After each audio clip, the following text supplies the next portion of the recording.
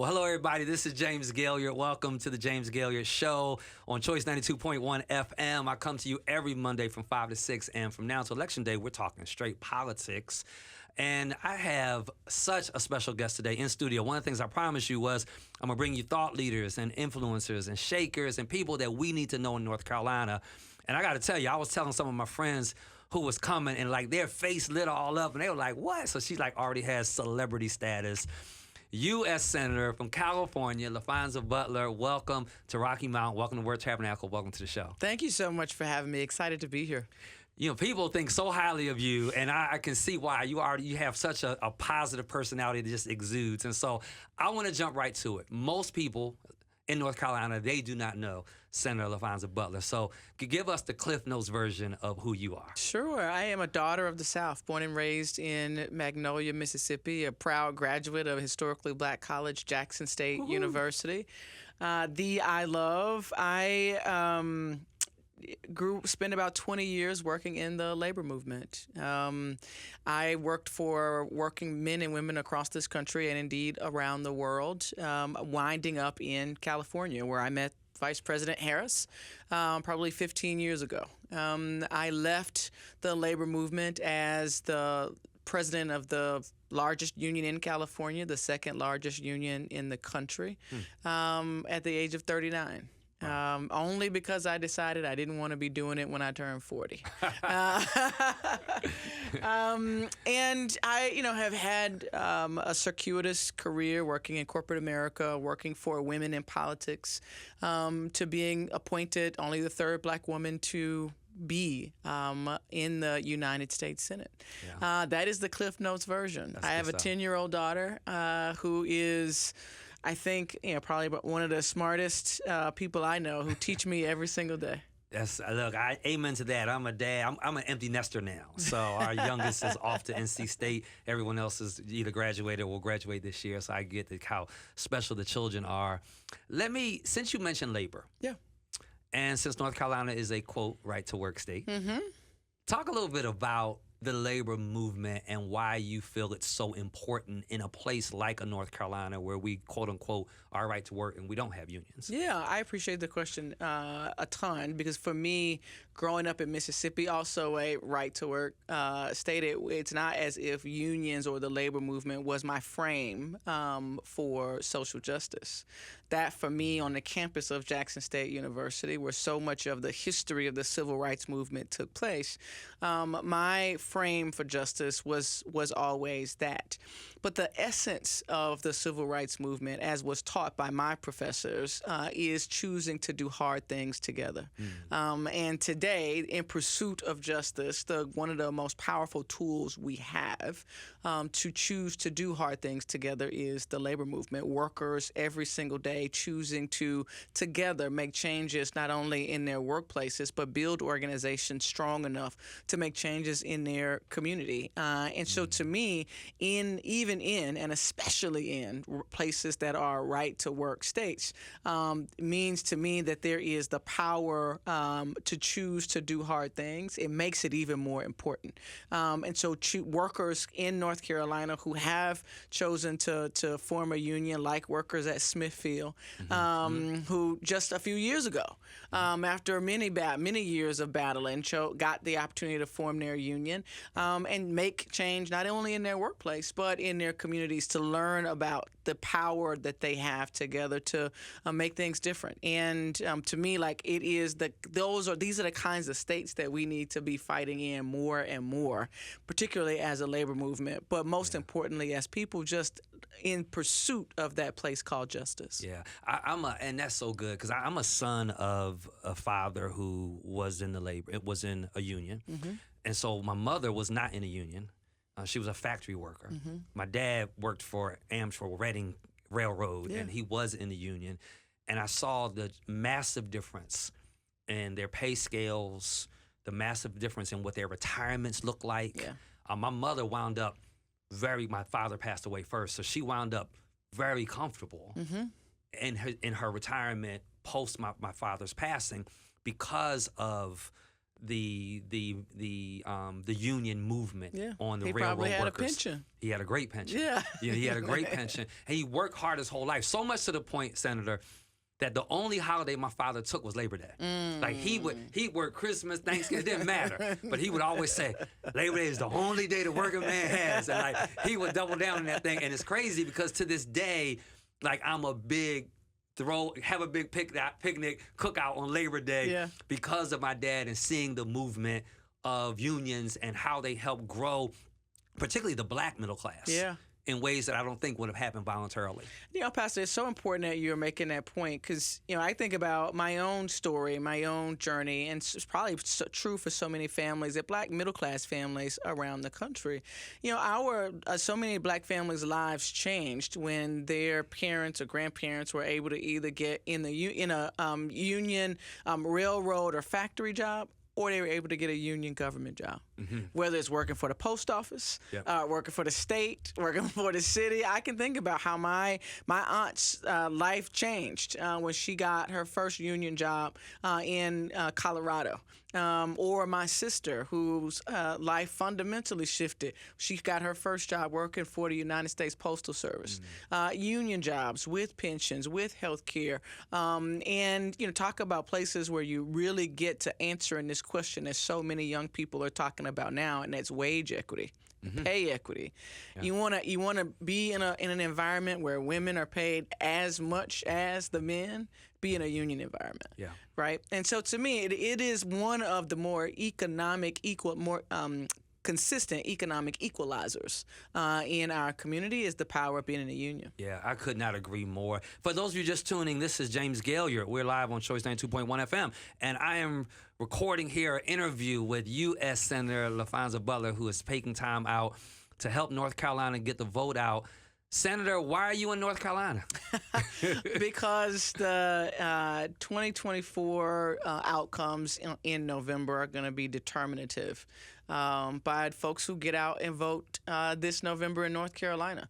We have until October 11th to actually register to vote. Early voting in this state begins on October the 17th. Democrats haven't won in North Carolina since 2008 with the election of President Obama. And I have known Vice President Harris for 15 years. And I believe that her campaign is truly competing for every vote in North Carolina, and I want to do my part. So that's why I'm here. I'm smiling because you're the second person this weekend that I've interviewed that knows Vice President Kamala Harris personally. I had Dr. Freddie Haynes here Friday night preaching, and he's from San Francisco. And like hearing his stories on a personal level, that has meant so much to me, and I'm doing everything I can to parrot and to communicate that to people. And so it's great that you say you know her personally and that you can vouch for who she is politically and as a woman, as just a person who really cares about our state. And so let's talk a little bit about what's front of mind for you. When you think about issues, and what I'd like you to do is give me a California perspective, and is what's front of mind in terms of issues in California, do you think they're the same things as front of mind nationally? Yeah, I love that question. So front of mind for me in California is housing, homelessness, housing affordability. I think that's true here in North Carolina. For working class families, the ability to rent a home that provides enough space for you and your family, I believe is probably just as hard to reach as it is in places all across California. The unfortunate reality that so many of our young leaders today don't have the same ability to dream into home ownership is probably true for California as it is here in North Carolina. And so it is the kind of thing that makes me, you talked about the stories of Reverend Gaines and the vice president. It's the kind of thing that makes me so energetic about supporting the vice president. The very first policy that she put forward after taking the top of the ticket is a housing and home affordability. She understands, after listening to voters all across this country, not just in California, that this is a critical issue, and it's the first issue that she chose to respond to in a really deep policy proposal. And I think those are the kinds kinds of leaders we need right now. Those who listen and who actually are trying to respond and build a government that is responsive to the people. Yeah, amen to that. I was actually in Raleigh when the vice president came and introduced her opportunity economy. Yeah. And it was just great to be able to hear that. I pastor a 5-generation church, and my 25 to 35-year-olds, they've kind of given up on buying a house. Yeah. Like, they're spending their money like traveling to like Tokyo. Yeah. Like, they're going places. They're like, I'm not gonna be able to buy a house. And so, like, it breaks my heart because I have children in that age group. Yeah. You know, my son, who's a law enforcement officer here in Rocky Mount, you know, it's just hard. The affordability issue is really problematic. And I love the fact that she's taking it on. She has a level of connectivity and sensitivity. I think oftentimes people that are in public office, this is certainly not the case with your background, certainly not the case with the vice president, but sometimes the people that are in positions of power, they are so far detached from the average person. Like I tell my congregation, if you've been saved for like 25 years, you're not really that connected to somebody not saved. I mean, you're 25 years removed, right? And so we have to learn to re-engage ourselves. Yeah. To really understand what's going on with the average person that's kind of figuring this thing out. Yeah. And I really believe the vice president has that ability and has that ability to touch the common person. Yeah, here's the thing about the vice president that I think it's important for your listeners to know and appreciate. Just as a human being, the news media will show you video of her at a spice shop, or news media will show you video of her at a small business, a local restaurant. I've known this woman for 15 years, and she was going to spice shops and local grocery stores and fish markets when she wasn't running for office. Because she just is that person who likes to do her own shopping, who likes to actually cook and prepare meals for her family. Sunday dinners is one of the most important things to her. And so it's interesting, and I appreciate the point that you're making, how sometimes public officials, elected folks can actually sort of lose sight of the communities, one, that they come from, and two, that they serve. And I can appreciate a voter who's like, man, I'm tuning out of that. Those people are so fake. I can tell you that's not this one. And I mean that about me, but I also mean that about her. That is not this one. She is the same today as when I met her 15 years ago. And it is, again, the thing that makes me so excited about getting out and trying to help her and help the American people know who she is. You know, I'm from North Philadelphia, right? So that's the hood. Yeah. And one of the things I tell people is, listen, real knows real and game know game. 100. So like, I don't even need to know you. I just know game, right? So when I see the vice president, I'm like, that's real. Like, that's not a camera. That's not, you just don't, it's real. You know, so I love that. So let me shift gears and wrap up with you. I so appreciate you being here. So thank you. It's wonderful to meet you. I always like to humanize my guests. You know, and I want people to know them beyond public office and elected capacity. So what would and it's really a twofold question. The second part of the question comes out of that amazing picture that was taken at the Democratic National Convention where the vice president's grandniece or niece, the back of her head, the pigtails. And I found myself thinking, I'm going to ask my guest this. So it's the reverse of what I thought I was going to ask you. So it's twofold. Number one, what would the Laphonza Butler at your age now say to the 20-year-old Laphonza Butler? And the second question would be, what is it that you're thinking that a 6, 8, 10-year-old girl is saying to you? Yeah. Those are great questions, Pastor. My goodness. Look, I just turned 45. Okay. And I've been thinking a lot about what it means to now be middle age. And knowing that the best of my life is still in front of me.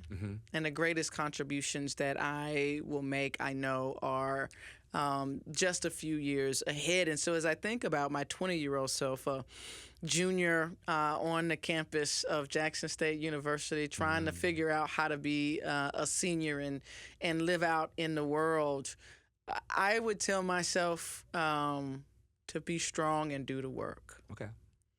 That is a lesson that I have learned in my career, that just know that you are in the right place at the right time, doing the right thing is half the battle. And if you just focus on doing the work, the rest will come. good. And so I think, I have a 10-year-old, and she says all kinds of things to me, mostly just because I'm her mom, but also I get to listen in and ear hustle a little bit on her and her friends' conversations. And I remember when I was appointed to the United States Senate, and she and her friends were having some conversations, and they were asking her, what is it like to have a black mama who's a United States Senator? And my daughter, of course, says something like, it's all right. Right. Right. But what I have come to appreciate in my time of service is that my presence matters. And that I want to make sure that each and every day I am thinking about and showing up in a way that recognizes the responsibility that I have to be here. Yeah. And what that means to those 6, 8, and 10-year-olds, so that when they look back, they will know that I was here for them. That's good. That's good. Well, listen, you have a fan in North Carolina, in Rocky Mount, North Carolina, in the person of James Gailliard. Final word, what would you finally say? Final word to the voters in North Carolina. Go vote. It is, sometimes it is just that simple. The North Carolina can make an incredible difference in this election, not just at the top of the ticket, but all the way through. And as North Carolinians, I would just offer my, sort of advice to start from the bottom of the ballot and work your way up. Yep. At the bottom of the ballot are those folks who make decisions that impact your everyday life. And the presidency is important. Those resources flow both ways. The learned experiences of folks on the ground who are able to carry your voices to the federal government, and the resources of money and programs and support and decisions that are made at the federal level that have to work their way back down. It all works together. Fill out the whole ballot, but make sure, most importantly, that you go and exercise your right to vote. At this point, the future of our children are truly depending on us to love them enough to get off the couch. You heard it right here on Choice 92.1 FM. You know how we've been hashtagging this, y'all. We vote North Carolina. We vote. HBCUs vote. Black men vote. Black women vote. Our churches vote.